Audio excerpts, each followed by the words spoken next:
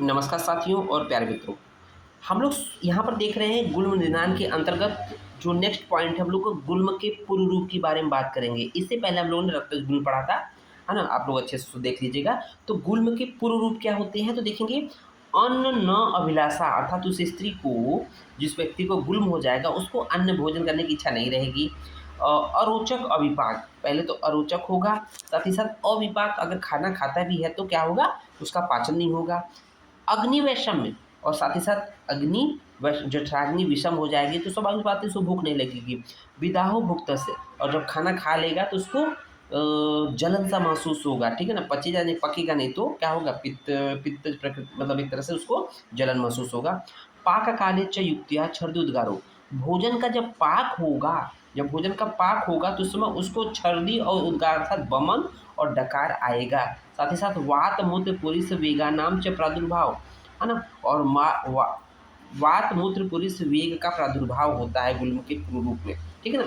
तो देखिए उसके कुछ उपद्रव की बात कर रहा है, तो देखेंगे वातशूल होगा, आटोप होगा, आंत्रकूजन होगा, है ना? साथ ही साथ परिहर्षण, अति प्रवृत्ति, अति प्रवृत्ति या अप्रवृत्ति पुरुष का, पुरुष मल का हो सकता है कि अति प्रवृत्ति हो या अप्रवृत्ति हो, ऐसा कुछ बोला है। अबूझा, भूख नहीं लगेगा, और साथ ही साथ दुर्बलता बनी रहेगी। इस तरह से गुल्म का पूर्व रूप होता है। लास्ट में लोग देखते हैं गुल्म का साध्य असाध्यता एवं चिकित्सा सूत्र। ये 2 पॉइंट है, 6 नंबर और 7 नंबर एक साथ हम लोग कर लेते हैं। बुक में कुछ इसी तरह से दिया हुआ है, ठीक है? तो देखेंगे गुल्म की साध्यता असाध्यता और चिकित्सा सूत्र। तो यहाँ पर देखेंगे जो गुल्म अलग अलग बताए गए हैं, तो देखेंगे सन्निपातज गुल्म जो है असाध्य होता है। सन्निपातज गुल्म क्या होता है, असाध्य होता है। इसी को निचय गुल्म भी कहते हैं।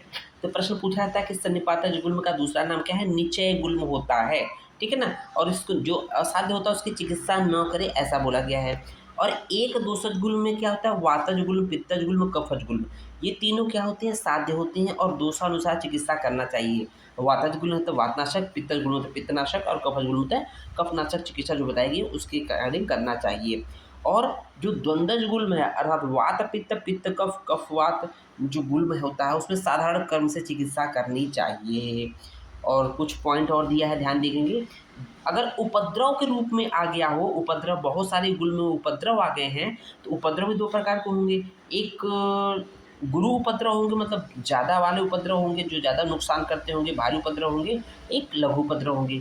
तो जो ज़्यादा उपद्रव करने वाले हों, गुरु उपद्रव होते हैं, उनकी चिकित्सा शीघ्र करनी चाहिए, और लघु उपद्रवों की चिकित्सा बाद में करें, मतलब लेट में करेंगे तो भी बहुत ज़्यादा नुकसान नहीं होगा। और देखेंगे चिकित्सा शीघ्रतापूर्वक करते हुए गुल्म में विशेष भेद का ज्ञान न हो सके, तो पहले तो चिकित्सा शीघ्र करेंगे, लेकिन अगर चिकित्सा करते समय आप उसको डिफ्रेंशिएट नहीं कर पाते हैं कि वातज है, पित्तज है, कफज है, तो इस तरह का ज्ञान नहीं हो पाता है, तो क्या करेंगे, तो आवश्यक होगा कि सबसे पहले वातनाशक चिकित्सा करें, क्योंकि वात के शांत हो जाने पर गुल्मों में दोष जो दूसरा दोष है, चाहे पित्त हो, कफ हो, वो अल्प, मतलब थोड़े प्रयास से ही दूर हो जाता है, दूर किया जा सकता है या दूर हो जाता है।